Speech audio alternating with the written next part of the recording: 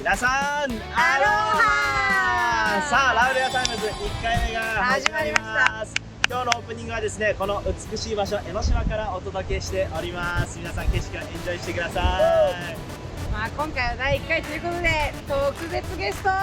迎えしてのホープスタジオからお届けいたします。楽しみですね、それでは皆さんラウレアタイムズ始まるよ。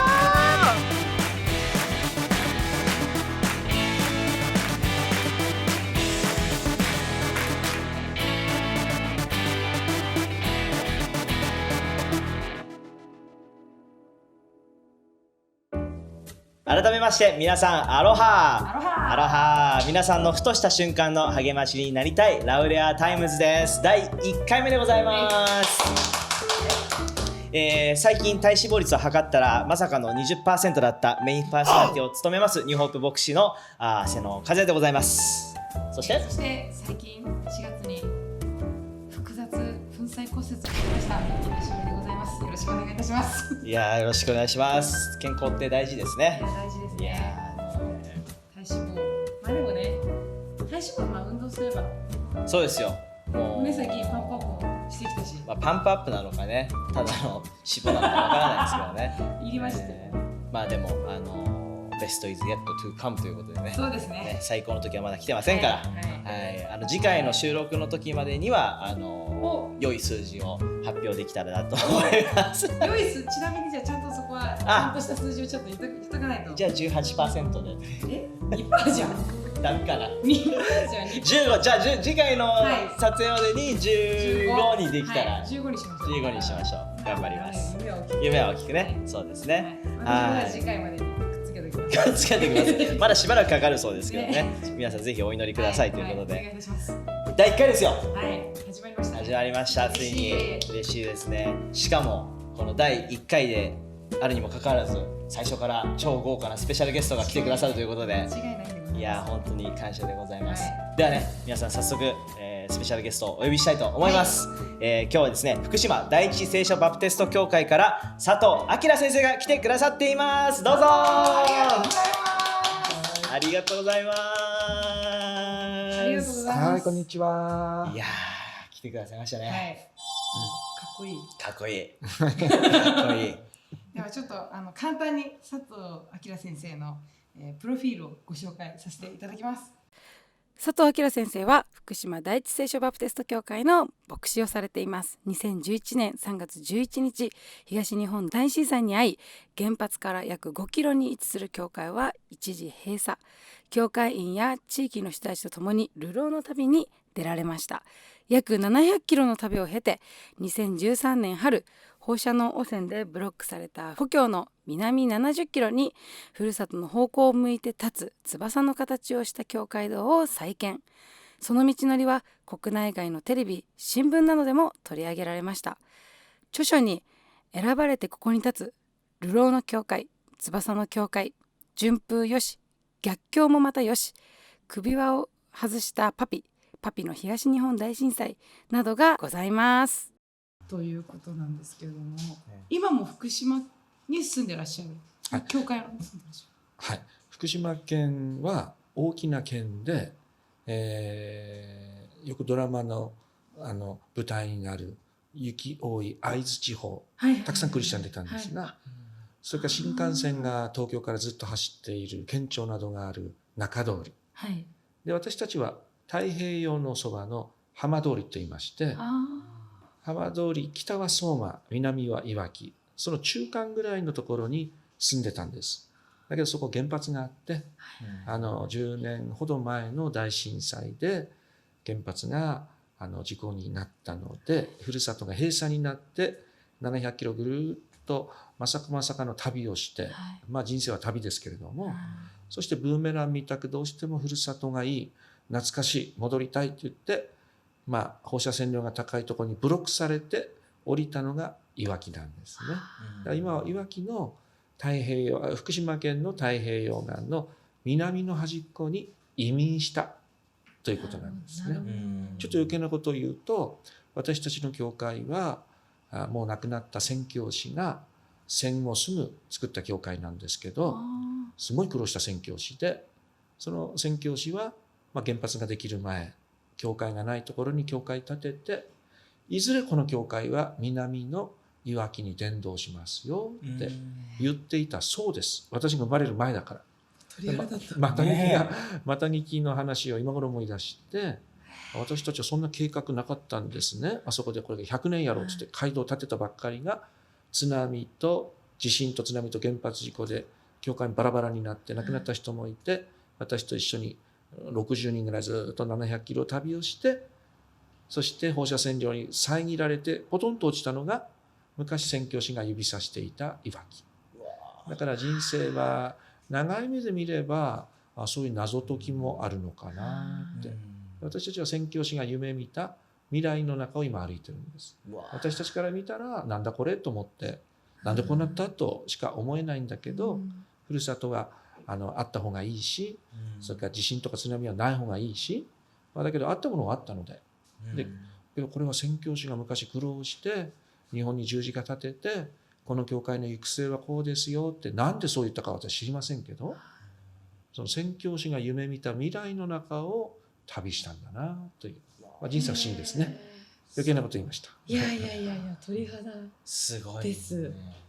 ね。T シャツも福島って、そうですね。震災は悲しいことが多かったけど、聖書の中に苦しみにあったことは私にとって幸せだった、癒しめられたのは良かったと別訳であるんですけど、幸せだったか良かったかってあんまり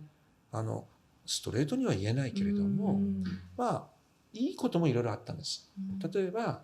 震災はあまりの震災だったので、世界中の人が心を寄せてくれて、寄せただけでなく実際にくっついたんですね。でこれは私たちが東京でキャンプ場で1年間キャンプ生活をしたんです。これもまか不思議で、6、70人入れ替わりですけども、よくキャンプ生活したと思います。キャンプは3日1週間が耐えますが、一年中5、60人がわっさわっさとカランカランって食事だって、お風呂掃除だって、でみんな転校して就職探して全く知らないところに移り住んでぎゅーっと詰め込まれて、キャンプ生活って普通ないですね。だからこれも異様な1年間だったと思いますよ。だけどもそういう私たちのことを聞いていろんな人を訪ねてきた。その中に海を越えて、震災だから日本で起こった震災に寄り添いたいと思った世界中の人いたんですね。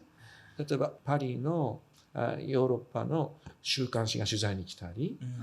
それからアメリカの教会が支援したいって言ってきたり、その一つがこのインディアナ州のインディアナポリスにある大きな教会だった。でその教会が私たちのがっかりした子どもたち、転校していじめられないように、それから学校の先生とも二度と会えない、卒業式なくなったとか、いっぱい悲しいことあったんですね。でそういう子どもたちを慰めたい、励ましたいと思って楽しいプログラムをいっぱい持ってきたんです。で私たちはもう疲れ切ってたので、キャンプ場でなんだこれと思ったんですが、子どもたちは結構楽しくて、でそれがきっかけで私たちが思う以上に私たちのことを慈しんでくださって、以来福島に戻っても毎年自費でたくさんの若い人たちがやってきてキャンプをやってくれたんです。もうずっと毎年ですよ。で新しいところでは夏になって100人ぐらいでキャンプしてですね。それはインディアナ州から来たから、アメリカ人もの珍しいから地域の人たちも集まって、それでもう一人の牧師さんの奥さんが書いたんです。これインディアナ州の形と福島県の形を織り込んで、下に津波があって、津波は悲しいけれどもこれが2つをくっつけたんですよ。真ん中十字架なので、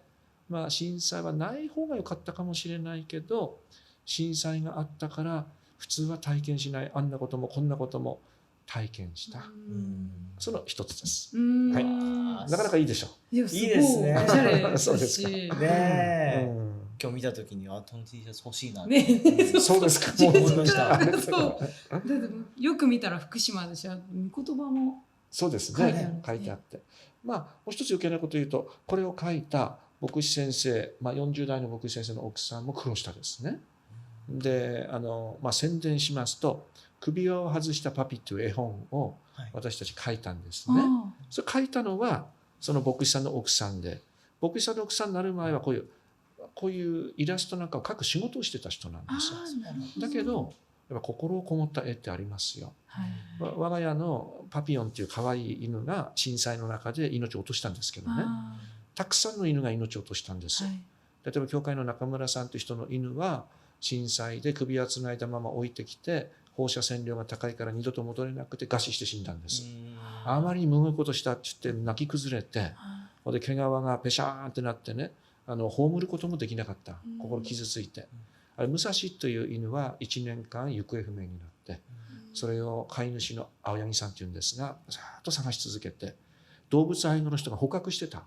で1年以上経ってからもうよくぞイノシシに追いかけられて雨水飲んで命つないだと思いますが、飼い主のとこ戻ってきたけどついに死ぬまで吠えなかった。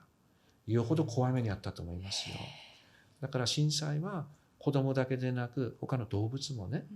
で我が家の犬も震災であちこちに預けられて、そして私も震災でギリギリだったから、たまに預けられた犬のところに行くともう背を向けるんですね。なんでかというと心許しても5分だけでしょ。また私いなくなるでしょ。で私も家をなくしたからアパートに入ったらアパートは犬ダメだから、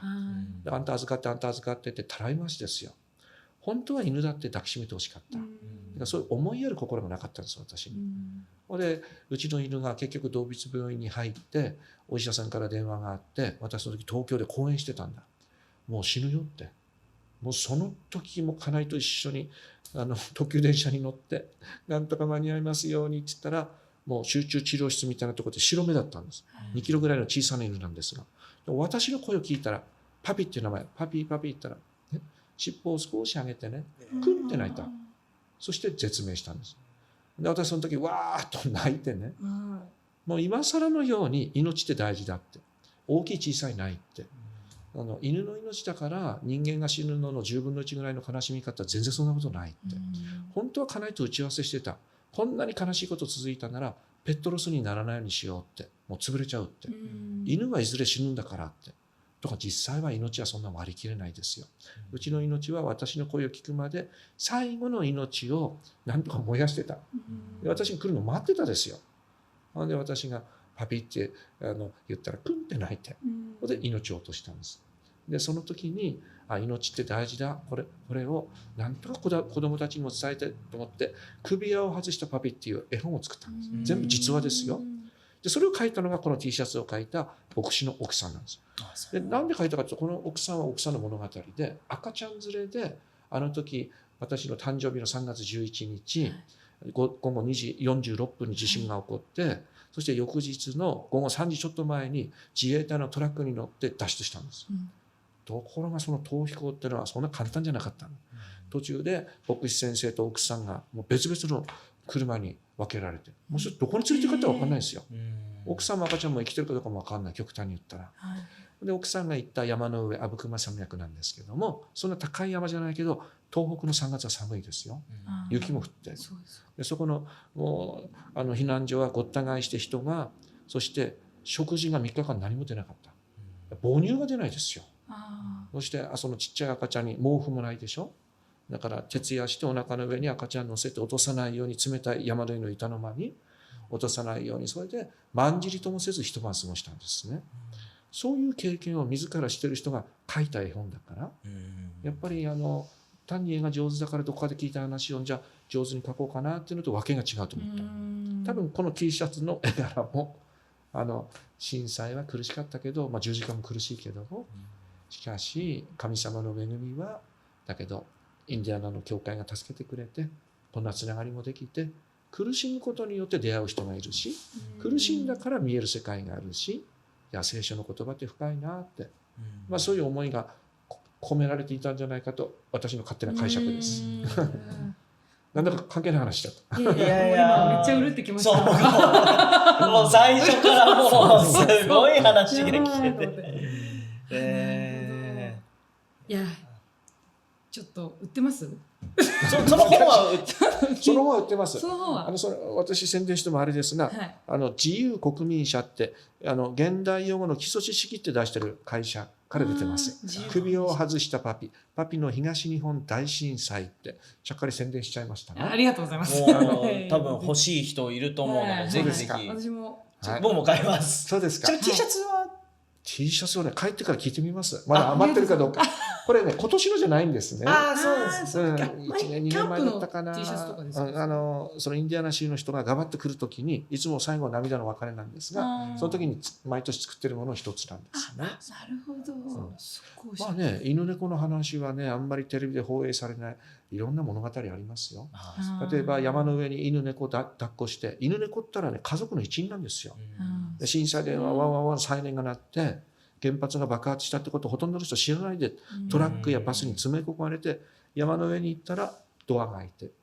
犬や猫はここで降ろしなさい。これは悲劇ですよ。これから行く避難所は犬猫はダメだって。だって家の中で飼っていた犬や猫は雪降る東北の山の上でサバイバルできますかって、飼い主の手でもう殺すってまで言わないけど、ほぼ同義語ですよ。そういう涙もあったんです。と思えば犬猫の勇敢物語もありましたよ。うちの教会員の犬はあんまり運動神経が良さそうな犬じゃないって言ったら失礼ですがなんか檻みたいなところに入れてきた。絶対死んでると思った。それどうやったかそこ飛び越えて、そして巨大な震度7でしたからうちの地域は、震度6と7ではもうダントツの違いがあると。そこで家のドアも全部外れてしまって家の中に入り込んで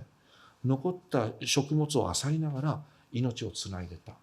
とかですね。だからいや命の力って強いなって、悲しい物語もあるけどもやっぱり命の力ってすごいなっていう物語もあったんですね。まあ、とにかく犬の絵本はよかったら読んでください。ぜひぜひ。もうちょっと読みます。読みましょう。はい、ありがとうございます。ね、あれですね、先生の本を少し読ませていただいて、その翼の教会の中で十字架がアメリカの教会からいただいた十字架洗礼葬かな。それはそこの、いやこれとこ違います。また違うところ。私も震災直後何度かアメリカとかヨーロッパとかいろんなとこ行かせてもらって生々しい震災の話してたんですね。まあこれも余計な話するとフランスにはボルドーからパリまでずっとフランス人の教会で、そしてもちろん通訳していただいて震災の映像とお話しして、そしてフランス人の家にずっと泊まりながら行ったことあったんですね。そしたらテレビ局が来まして、フランスの国営放送なんです。チャンネル2とかっていうそうですが、でお宅の教会に取材に行きたいってなったんですね。そしていや言ったけど来ないなと思って、その時だけだったのかなと思ったら数年前来まして、2週間ほど私たちを撮影していったんです。そしてディグニティオブ福島とかっていう福島の尊厳を表した2回のドキュメンタリー作ってもらって、でフランスで、フランス語だから全然わかんないんですけど家も故郷もふるさとも教会も失った人が集団でキャンプ生活したり、今はいわき市に移住したんですよ。私たち移民したんです。全然知らない同じ福島県ですけど、やっぱ違うんですよね。でそこで家庭を背負いながら買い物行ったり、私たちは震災の1年後にアパート建てたんです。教会じゃなくてみんな家を失ったので、ある人は仮設住宅住んで、私はアパート住んで、ある人は中古住宅買って、だけどおとしめした人をバラバラにアパートに入れたりしたら命が危ないと思った。やっぱり命ってつながってるから生きていけるので、なのでみんなで見守りをしようということで、8所帯住めるエルシャロームって名付けたんですが、エルサレムって、エルは神様、シャロームは平和、平安、それでもあなたに平和がありますようにという佇まい作ったんですね。でそのアパートを1年後に建ててそこに住んだんですけれども、ごめんなさい、何の話してるかというと、それでいろんな国に行ってお話しさせてもらったりしたんです。その時にタコマっていうところの教会に行った時に何かさせてほしいって言われて、じゃあ今度1年後に翼の形をしてふるさとの方向に向かって飛んでいくような突貫工事だけど教会作ろうと思うって。で洗礼槽、うちバプテスト教会って言って体をジャボーンと水につける伝統なので、その日本にはないアメリカで見るそのちょっとおしゃれなその洗礼槽をくださいますかって言ったら、それを送りましょうってなった。ところが輸入がすっごい大変で、そうですか。こんなに大変なのかと思いましたけど、それが今入ってるんですね。でも世界中の人のご支援によって立ったありがたい教会堂です。もうコンセプトはっきりしてます。ふるさとの北70キロ60キロの今獣の里、イノシシの里みたいになってるんですけど、そこに向かって今飛んでいくっていう形をしている翼の教会のど真ん中に洗礼槽があったんですね。今ステンドグラスとかいろんなものが入って宣教師が作ってくれたり、多くの人の助けで教会やってるという、こういう感じです。ありがたいです。行ってみたいですね。ね、本当に。はい。結構いろんな国行かれたんですか、じゃあそうですね。公園にはいろんなところに行かせてもらって、でもこれも震災だからこうなったと思います。私たちの教会はもともとガリラヤから世界へとかって大きなことタイトルつけてたんですよ。タイトルだけ。ここはガリラヤのような、私たち人口1万人の田舎町だったんです。1万人って言っても町々は何千人で、海から山まで入れて1万人ですから。だから教会ってのはうちの教会しかないんです。もうずっと北に行っても南に行っても何もないんですね。町に一つだけ。もちろん町に一つ、隣の町にもない、隣の町にもないって、そのど真ん中にあった田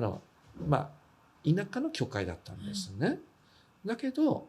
イエス・キリストの弟子たちもみんなガリラヤ出身、ガリラヤって田舎っぺって言われるような、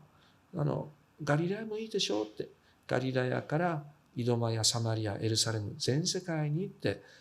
その聖書のモチーフで、私たちも見たことないアメリカ人の宣教師がすごい苦労して教会建ててくれて、もう亡くなったけど、何かお返ししたらいいじゃないのって。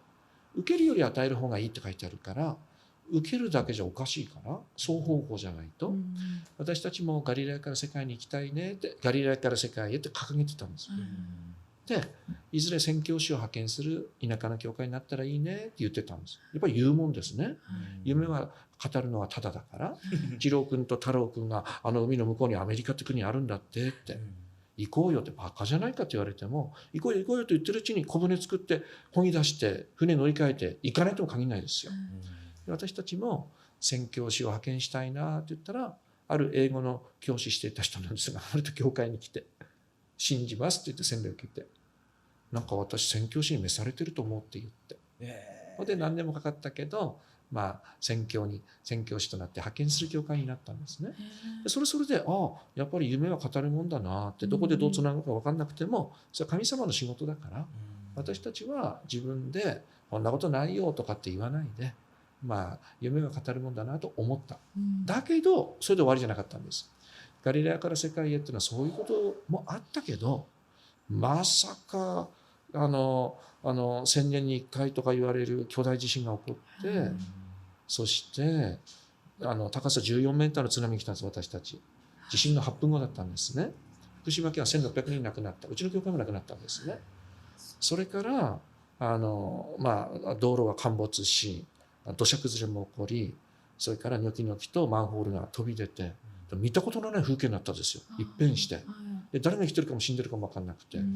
そしてサイレンが鳴って、後で聞いたら原発が爆発したと。で私たちは故郷に帰りたい一心だったから、帰れないっていうのは禁句だった。絶対帰れるようにしか言わなかったとか、ニュース聞いてるうちに、なんで本当に帰れないんじゃないのって、もう諦めるしかなかったんですね。しかしそこから神様の物語が始まった。大体絶望してから物語始まるんですね。私たちがまだ何とかなるって思ってるうちは、私たちの力 20%、 神様 80%、ここで神様腰上げないって言うと叱られますが完全にケチョンケチョンになって、もう一点の可能性もないってところから神様の出番で、気がついて私たちぐるーっと回って、摩訶不思議なキャンプ生活やって、福島に帰りたいっていうから、じゃあ福島のどこっていわき市にじゃあ住もうかって、30人が住み着いた。60人のうち30人、あとは東京に住み着いた人、別の息子のとこ行った人で戻ってきた。そしたらそこがいわき市が最初に話した宣教師がそこで伝道するんですよっていうとこだった。と同時に、そのキャンプ生活してる時にドイツ人の責任者のキャンプ場だった。そしたらまずドイツの国が、ドイツは非常に厳しくて原発が爆発して、ドイツ人は強制帰国、それ武士みたいな宣教師だった。絶対帰らないと。日本人が一番苦しい時に寄り添わなくて何が宣教師だって。私その宣教師を初対面全然知らないんですよ。ただ私たちに来なさい来なさいってずっと毎日のように連絡来てた。私たちはそんなとこ行くかって、私たちは張ってでも福島帰るって。だって親が行方不明、教会も行方不明の人いた。もう絶対帰るって、どこにも行かないって。ところがそんな甘いこと言ってる場合じゃなくなって、本当に帰れないみたいって。なんで私たち東北に滞在したけど雪が1メーターですよ。この3月なのにですよ。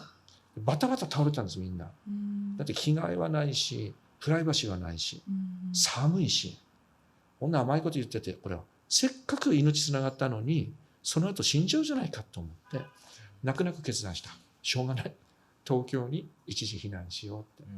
でそこでドイツ人の宣教師が絶対ドイツに帰らない。この時のために私は日本にいたんだみたいな武士みたいな人でした。それがドイツに流れてですね、ドイツをはじめ最初ヨーロッパのいろんなテレビ局とかラジオ局とか新聞とか取材に来たんです。なんとドイツ人が原発のそば近くにいた赤ちゃんから寝たきりの人が透析している人から5、60人に食事を無料で私たち食べて1年間タダで滞在し、だから申し訳ないと思ったんですけどね、しかしなんとドイツ人がそうやってるらしいって、これはニュースソースですよ。それで助けようじゃないかとこうなって、それでいろんな取材来るようになったんです。もうここからは何なのこの物語はって、ありえない物語です。それはアメリカからもそうでしたよ。震災後しばらくして多額の献金持ってアメリカにある日本人の教会じゃないです、アメリカ人の教会が、全然知らない教会が多額の献金を持ってきたキャンプ場に、何ですかこれって言ったら、何ですかこれ、何ですかも何ですかもないと。日本の大津波と巨大地震と原発事故を見て泣いたと。世界中では、報道されたので、クリスチャンどうしてる、教会どうしてるって言ったら一般の報道から出てこないと。で日本は教会ないんじゃないかって、仏教だからいろいろな意見が出た。だけど今ネットの時代だから。でその時私は3月11日とんでもない誕生日になったけど、あの時千葉県にいたんです。進学校の卒業式で駆けつけていた。ここで故郷がとんでもないことになっているということで、3月15日原発が水素爆発した日ですが、その時に徹夜で福島に戻ったんですね。で戻ったら多分生きて帰れないんじゃないかってかなり大げさに考えた。あの頃は行くなという人もいたんです。危ないという人もいたんですね。ちょっと大げさに決死の覚悟で行ったんですね。もしかしたら二度と片道切符かもしれないって考えすぎだったんですが、それであの時私のジャーナル、人生ってこんなに悲しいんだ、こんなに心震えるんだ、こんなにありがたいと思うんだって、今書けないと、今打たないと綴れない文字があると思って、その日その日の震災日記をね、ウェブ上に上げたんです。そしたらそれを配信してくれてる人が、あの頃はね1日20万件ぐらいのアクセスだったんです。なんでかというと、全然知らない方、その人宣教師だったんですが、英語に翻訳していいですかって、ドイツ語に翻訳しましょうか、韓国語どうでしょうかって、次々いろんな言葉にね翻訳してくださったんです。私たちお願いしてないんです。もったいないから全部貼り付けたんです。それでそういうアクセスになったと思います。でその話戻すと、アメリカの人たちが日本の教会どうしてんだろうってなったら、英語でそれがヒットして、原発のそばにバプテストの教会あったみたいだよって、嘘じゃないのって、車15、6台で山越えてみんなで逃げ歩きながらお葬式したり、旅の途中で9人洗礼を受けたんですけどね、洗礼したりお葬式、遺体が出てきたって言って、私たちガウンもないし100円ショップで黒いネクタイ買ってきてお葬式したりね、普通じゃない1年間だったんです。でそれを見て、どういう日本人か知らないけど応援しようじゃないかってなったんですって。で任意の義援金集めをして1週間か2週間とりあえず集まったので、代表して顔見にやってきたと。アメリカからわざわざキャンプ場に来られたんです。私それを見た時に、これは何の物語って、誰のあらすじストーリーって、神様のタクトが振ってあるのって。でこれでいきなりガリラヤから世界って話戻しますが、ガリラヤから世界って私30歳の頃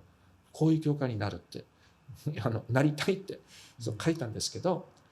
こういう言葉で含んでいるとは逆立ちしても思わなかった。それが震災の時にもう一つの、種明かしになった。だから人生っていうのは分からないもんだなって、もうこっちが想定していることをはるかに超えて、もう想定外の想定外、それは悲しいことも含めて悲しい意図も含めて感動の意図がね、神様の深いおぼし飯によってしっかりと刻まれてるんだなって。だからいいとか悪いとかというよりも、もう人生そのものに、まあ、悲しいことも含めて心震えると、まあ、今なら言えるかなっていう。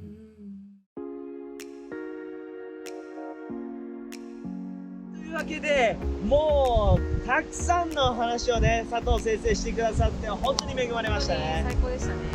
で、今回も盛りだくさんだったので、何回かに分けて皆さんにお送りしたいと思います。なので皆さんパート2をお楽しみに。さあ、というわけで皆さんパート2でまたお会いしましょう。アローはー